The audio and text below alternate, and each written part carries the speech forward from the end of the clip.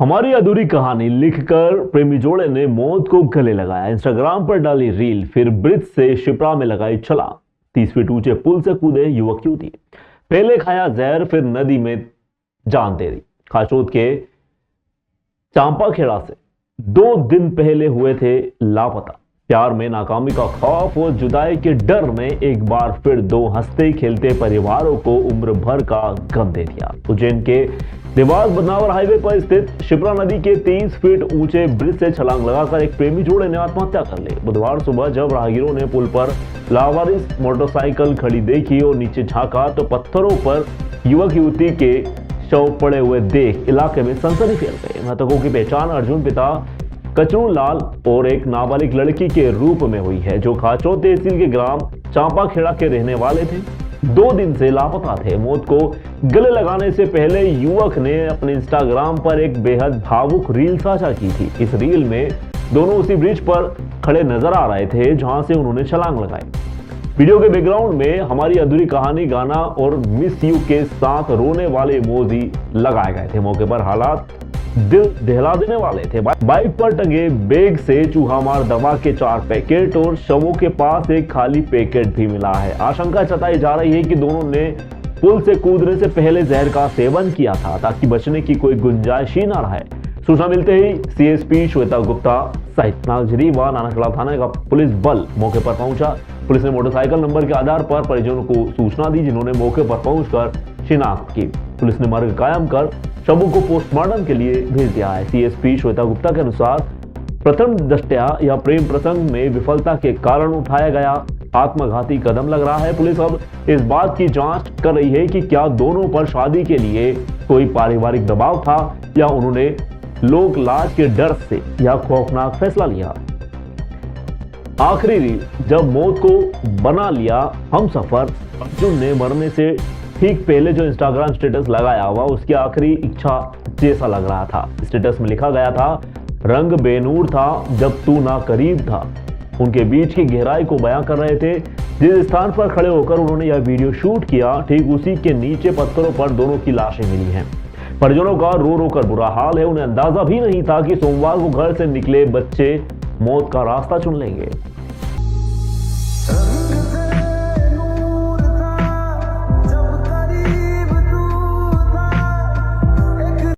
आज सुबह कंट्रोल के माध्यम से हमें जानकारी प्राप्त हुई थी कि छिपरा नदी पे चंद्रेश्वरी रोड पे एक ब्रिज बना हुआ है। वहाँ पे 2 शव देखे गए हैं नदी में। तो तत्काल सूचना के आधार पर मैं स्वयं और थाना नागजरी और उनका बल घटनास्थल पे गए। घटनास्थल पे हमने जाके देखा गया कि एक युवक और एक युवती का शव नीचे नदी में पड़ा हुआ है। तत्काल नानाखेड़ा में इसका मर्ग कायम किया गया है और शवों को पोस्टमार्टम के लिए रवाना किया गया। प्रथम दृष्टया घटनास्थल पर भौतिक साक्ष्यों के अवलोकन से तो मामला प्रेम प्रसंग का प्रतीत हो रहा है। आधिकारिक रूप से अभी कुछ भी कहना संभव नहीं है। पोस्टमार्टम की रिपोर्ट आने के पश्चात ही इसमें किसी नतीजे पर। मृतक की पहचान खाचरोद तहसील के चापाखेड़ा निवासी के रूप में हुई है। मृतक का नाम अर्जुन बोडाना है। मुख्यमंत्री डॉक्टर मोहन यादव के विजन को धरातल पर उतारने के लिए प्रशासन ने सिंहस्थ 2028 की तैयारियों को हाईटेक रंग देना शुरू कर दिया है। बुधवार शाम नीलगंगा स्थित सिंहस्थ पड़ाव स्थल पर संभागायुक्त व मेला अधिकारी आशीष सिंह, कलेक्टर रोशन कुमार सिंह, पुलिस अधीक्षक प्रदीप शर्मा ने अखाड़ा परिषद के महामंत्री महंत हरिगिरी जी महाराज से भेंट कर कुंभ की भव्य कार्य योजना साझा की। इस दौरान अधिकारियों ने न केवल संतों का आशीर्वाद लिया बल्कि नीलकंठ महादेव मंदिर घाट पर बनने वाले भव्य गंगा द्वार का विधि विधान से पूजन कर निर्माण की नींव रखी। संभाग आयुक्त आशीष सिंह ने एक बड़ा खुलासा करते हुए बताया कि आगामी सिंहस्थ में श्रद्धालुओं को स्नान के लिए 36 किलोमीटर लंबे घाटों की विशाल श्रृंखला मिलेगी। वर्तमान में शहर के पास मात्र 7 किलोमीटर के घाट उपलब्ध हैं, लेकिन 29 किलोमीटर के नए घाटों का निर्माण युद्ध स्तर पर किया जा रहा है ताकि करोड़ों की भीड़ होने पर भी शिप्रा स्नान सुगम बना रहे। प्रशासन ने इस बार 3100 हेक्टेयर यानी कि 3100 हेक्टेयर भूमि अधिसूचित करने का निर्णय लिया है। हालांकि महंत हरिगिरी जी महाराज के सुझाव पर प्रशासन ने एक मजबूत बैकअप प्लान भी तैयार कर रखा है, जिससे महामंडलेश्वरों व भक्तों की बढ़ती संख्या के बीच में भूमि की कमी आड़े ना आए। ऐसा है कि तमाम जो काम था मूलभूत सुविधा से प्लाटों में विद्युत संबंधित है, या शिविर संबंधित हैं और मूलभूत सुविधाएं प्लाट में कैसे पहले से सारी फिटिंग कर दिया जाए कि उस समय मतलब कोई बहुत ज़्यादा प्लाट को बिना नुकसान पहुंचाए हुए रेजिडेंट को रहा जा सके। इस हिसाब से कुंभ मेले में पूजा पाठ के लिए, यज्ञ आदि के लिए अग्नि किस दिशा में होना चाहिए वो उसमें आपस में चर्चा हुई है। और बाकी प्लाटें जो सरकार है, प्लाटों के बारे में चर्चा हुई। जो पिछले सिंहस्थ में कितने प्लाट थे उससे बहुत ज़्यादा प्लाटों के बारे में चर्चा हुई है कि प्लाट कायम किए जाएंगे, क्योंकि जो महामल्लेश्वर थे या जो महामल्लेश्वर और नए बने हैं सबको ही जगह दिया जा सके, सबको शिविर लगवाए जा सके। और पार्किंग के बारे में, घाटों के बारे में अनेक प्रकार का चर्चाएं हुई और बहुत अच्छा लगा, क्योंकि सारे अधिकारी जुझारू कर्मठी, इनको भूर भूर में प्रशंसा करता हूँ, संभाग अध्यक्ष जी का और कलेक्टर साहब का, क्योंकि उज्जैन का कलेक्टर साहब भी जुझारू कर्मठी हैं। हरिद्वार में भी मेरे पास वो आए हुए थे। अनेक प्रकार का लगा कि सिंहस्थ में किसी प्रकार का कोई भी लापरवाही वो बर्दाश्त नहीं करेंगे। इसलिए उम्मीद है कि समय से पहले सारा सिंहस्थ का कार्य पूरा हो जाएगा। हमारा विश्वास, श्रद्धा, निष्ठा है पहले से। हाँ बताएं। कलेक्टर रोशन कुमार सिंह ने बताया कि सिंहस्थ 2028 पूरी तरह डिजिटल होगा, जहां भूखंड आवंटन से लेकर शिविरों की व्यवस्थाएं स्मार्ट सिस्टम से जुड़ी होंगी। श्रद्धालुओं के लिए एक विशेष मोबाइल ऐप तैयार किया जा रहा है, जिससे किसी भी शिविर की सटीक लोकेशन, वहां मौजूद भोजनशाला, ड्रेनेज और वॉशरूम जैसी सुविधाओं की जानकारी एक क्लिक पर मिल जाएगी। जी, निश्चित रूप से आदरणीय महाराज हरिगिरी जी से आज सौजन्य भेंट हुई, उनका आगमन हुआ है। हम लोगों ने सौजन्य भेंट की, आशीर्वाद प्राप्त किया उनसे, और जो हमारी सिंहस्थ महाकुंभ की जो तैयारी रहेगी उसके बारे में बहुत ही सकारात्मक चर्चा हुई। उनके विचार लिए, उनके सुझाव लिए कि किस प्रकार से जो उस समय अखाड़े और जो अन्य आश्रम लगते हैं उनकी क्या व्यवस्था रहनी चाहिए, इनसे उनके सुझाव लिए गए।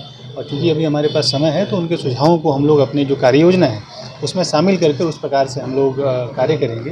जो घाटों की हमारी व्यवस्था रहेगी, क्योंकि 29 किलोमीटर नए घाट बन रहे हैं, उनके बारे में विस्तार से महाराज जी को बताया गया।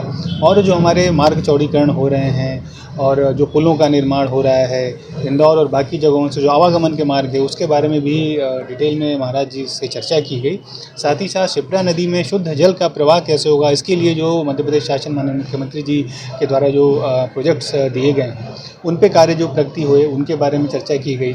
और शिप्रा नदी को कैसे 12 महीने जो है प्रवाहमान किया जाए उस पर चर्चा की गई। मुझे बताते हुए हर्ष है कि सेवर खेड़ी जो अपनी परियोजना है 51 MCM का जो रिजर्वायर है उसके माध्यम से हमारा कार्य काफ़ी तेज़ चल रहा है। और सिंहस्थ महाकुंभ में शिप्रा नदी के जल से ही कुंभ का स्नान होगा, ये ऐसी हमारी तैयारी है। इसके बारे में महाराज जी से चर्चा की गई। सर, कितने हेक्टेयर में इस बार सिंहस्थ लगेगा और किस प्रकार से प्लाटों का? देखिए, जो हमारा मेला क्षेत्र है वो तो जो है वो उतना ही एरिया है।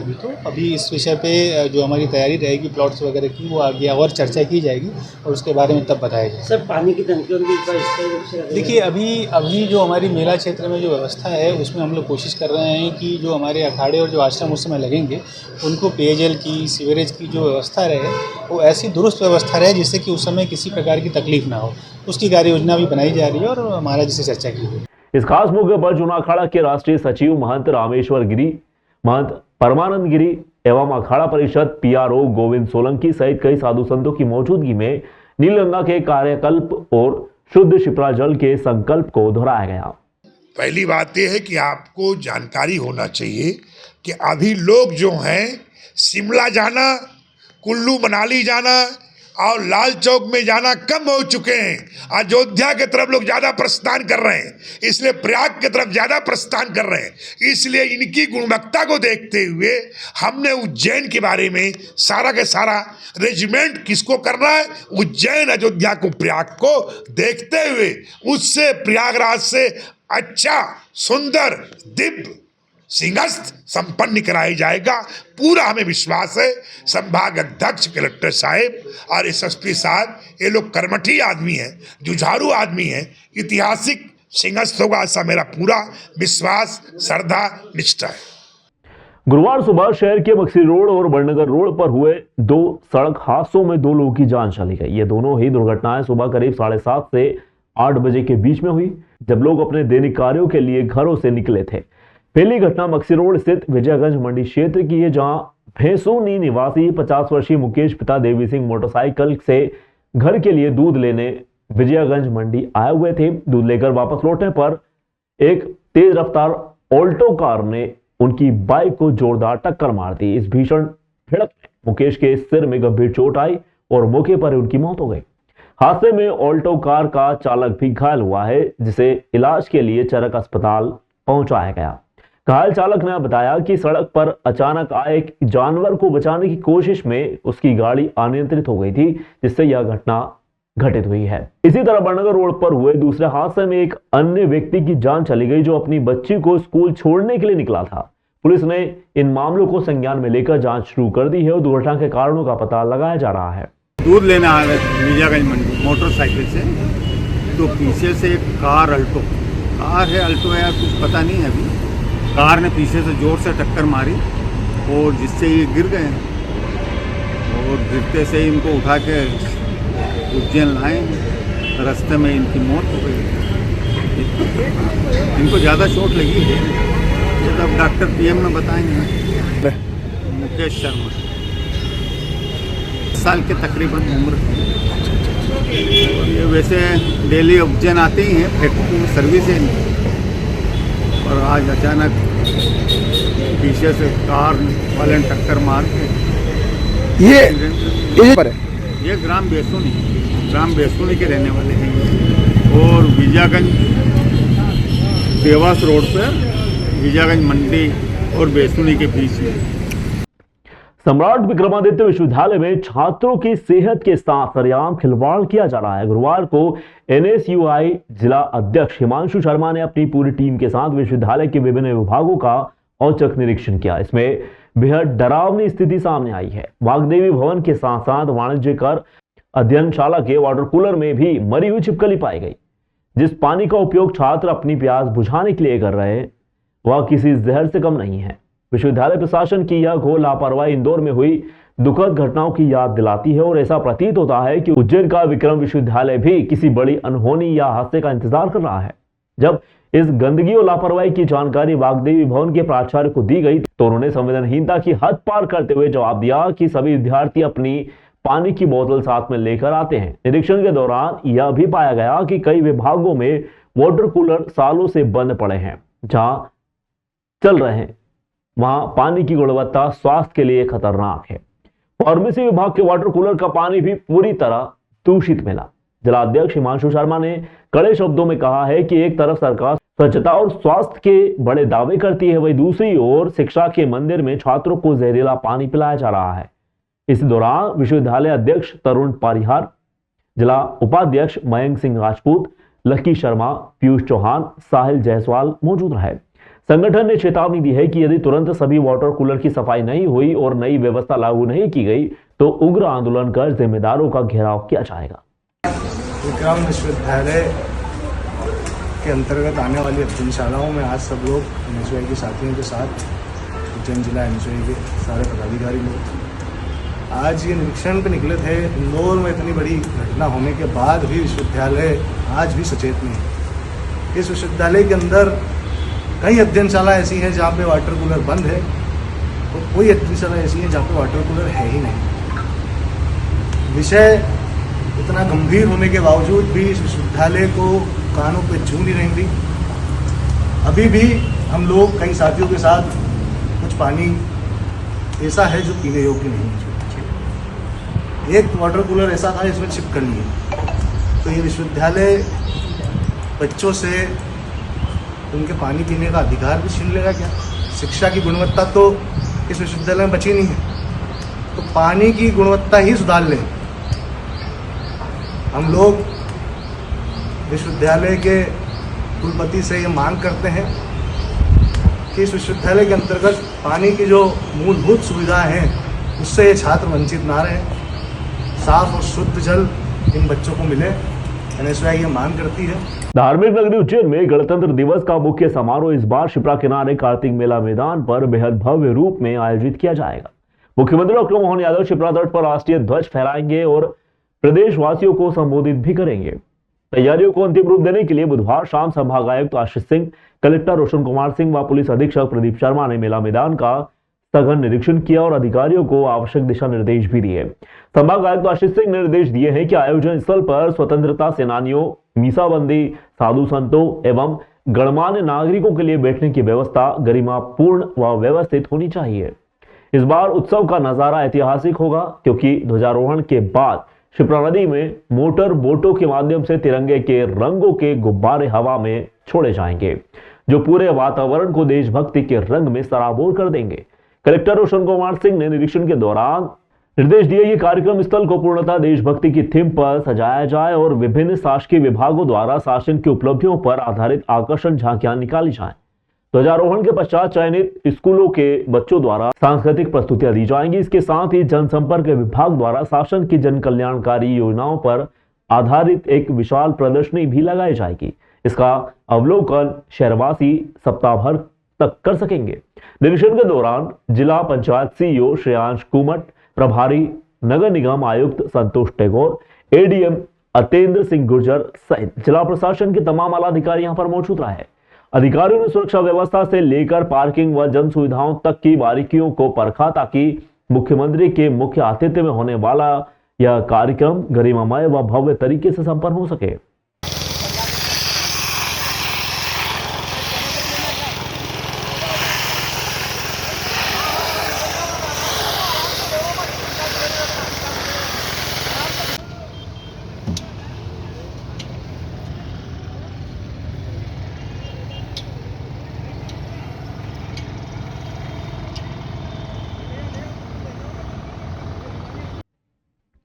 उज्जैन के डॉक्टरों ने थामी सेवा की मशाल।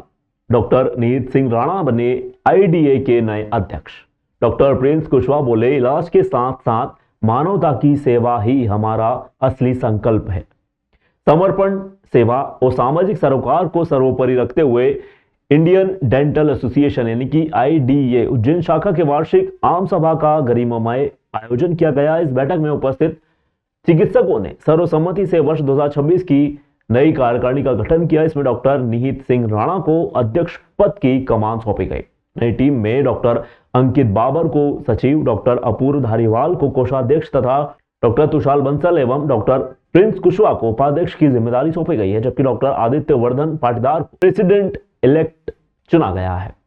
इस अवसर पर संस्था की भविष्य की उन लोक कल्याणकारी योजनाओं पर विस्तृत चर्चाएं हुई जो चिकित्सा जगत से परे सीधे आम आदमी की मदद से जुड़ी हुई हैं। उपाध्यक्ष डॉक्टर प्रिंस कुशवाहा ने संस्था के विजन को साझा करते हुए बताया कि आईडीए उज्जैन का मूल मंत्र सिर्फ उपचार तक सीमित नहीं है, बल्कि यह संस्था सेवा व समर्पण के भाव के साथ गरीब बस्तियों के उत्थान के लिए भी तत्पर रहती है। उन्होंने बताया कि हमारी टीम समय समय पर शहर की निचली बस्तियों में जाकर जरूरतमंदों को फल, फ्रूट, राशन, मौसम के अनुरूप आवश्यक सामग्री वितरित करती है।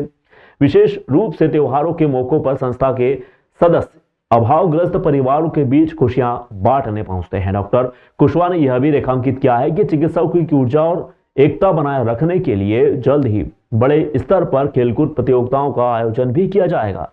नवनियुक्त अध्यक्ष डॉक्टर निहित सिंह राणा ने अपने संबोधन में मानवीय मूल्यों को प्राथमिकता देने की बात कही। सचिव डॉक्टर अंकित बाबर ने संस्था के उद्देश्यों पर प्रकाश डालते हुए बताया कि टीम सेवा कार्यों के दायरे को और अधिक विस्तार देगी। कार्यक्रम का सफल संचालक डॉक्टर दिनेश इंडेरिया ने माना, वही आभार डॉक्टर अंकित बाबर ने व्यक्त किया, जबकि पूरी जानकारी एडिटर जर्नल डॉक्टर शुभम करोड़े द्वारा प्रदान की गई। Vice President is Dr. Tushar Bansal, Dr. Prince Kushwaha, Honorable Joint Secretary is Dr. Namita Agrawal, Honorable Assistant Secretary is Dr. Dinesh Inderia, President is Dr. Amit Saluja, now State Representative is Dr. Madhuri Raghuvanshi and Dr. Ankit Panchal. Representative to CDH is Dr. Chatin Chavda, Dr. Sagar Marotia. Representative to where to start. I have a written speech in my hand, but but before that I really want to share something. I was sitting there and I was thinking from where this all things started, from where this association started. So I remember that day, Dr. Azam Khan sir, Dr. Sachin Trivedi sir, Dr. Praveen sir started this association. 21,000 हुए थे. इसमें एक मेरे president और secretary के लिए मैं चाहूँगा कि सब मिलकर ताली बजाएं कि इसमें हमने इस बार एक नया इनिशिएटिव किया था IDA वर्सेस IMA मैच, और जिसमें हमने पूरी IMA को इनवाइट किया था and we did not ask any money from them. Indian Dental Association Ujjain की ब्रांच द्वारा मुझे प्रेसिडेंट नियुक्त किया गया है, सर्वसहमति से हुआ है. इसमें मेरी एक टीम है, मैं प्रेसिडेंट कम एक कार्यकर्ता ज़्यादा हूँ, और मेरे साथ भी एक टीम है जिसमें मेरे सेक्रेटरी डॉक्टर अंकित बाबर, मेरे ट्रेजरर डॉक्टर अपूर्व धारीवाल हैं, और vice president doctor Tushar Bansal हैं, डॉक्टर प्रिंस कुशवाहा हैं. किस पर आप कार्य करें पूर्व में और क्या क्या काम है? पहले हम लोगों ने इंटीरियर्स में और गांव जाकर हम लोगों ने खूब सारे कैंप लगाए हैं, और यही काम हम आगे भी करेंगे जिससे जागरूकता बनी रहे, और लोगों को जागरूक बनाएंगे. दांतों की बीमारी को पूरी तरह से ख़त्म करने की हम लोगों की पूरी कोशिश है. और इसके अलावा हम लोग आपस में भी लर्न करेंगे, ग्रो करेंगे, AI जनरेटेड AI से डेवलप करेंगे अपने आप को, ताकि डेंटिस्ट्री और आसान हो जाए और बेहतर हो जाए हम लोगों के लिए. कितने लोगों की संस्था है? करीब 100 लोग हैं हम लोग, 100 मेंबर्स हैं. आपका नाम होगा? मेरा नाम डॉक्टर निहित सिंह राणा है, मैं MDS प्रोस्टोडोंटिस्ट हूँ. And we are getting too late. 9:40 हो रहा है अभी, तो हम थोड़ा जल्दी करेंगे. I now invite the Honorable Secretary Dr. Nitin Jain. Indian Dental association की उज्जैन ब्रांच द्वारा सर्वसम्मति से डॉक्टर निहित सिंह राणा को आज की आम सभा में एनुअल जनरल मीटिंग में अध्यक्ष नियुक्त किया गया. साथ ही साथ में पिछले वर्ष किए गए जितने भी कार्य थे उसका वित्तीय प्रतिवेदन, सचिव प्रतिवेदन पटल पर रखा गया है.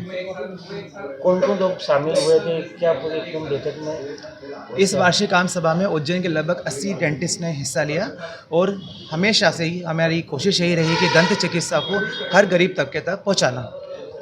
आप संस्था में क्या है, किस पर? वर्तमान में डॉक्टर निहित सिंह राणा ने मुझे वाइस प्रेसिडेंट का पद दिया गया है, और साथ ही साथ में उनके द्वारा जो पद दिए गए हैं उनकी जानकारी आपको स्वयं डॉक्टर निहित सिंह राणा प्रदान करेंगे. आपका नाम सर? Doctor Prince Kushwaha.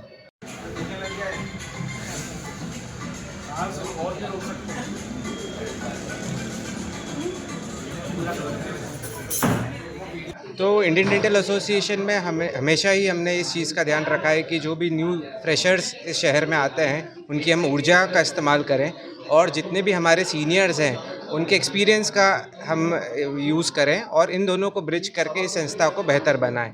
साथ ही साथ हम ये चाहते हैं कि जो अभी रिसेंट एडवांसमेंट्स है डेंटिस्ट्री में, वो सारे एडवांसमेंट्स हम सब यहाँ पर सीख कर शहर में लाएं, ताकि मरीज़ों को बहुत फ़ायदा हो सके. आपका नाम? मेरा नाम डॉक्टर अंकित बाबर है, और मैं इस संस्था में अभी सचिव रहूँगा.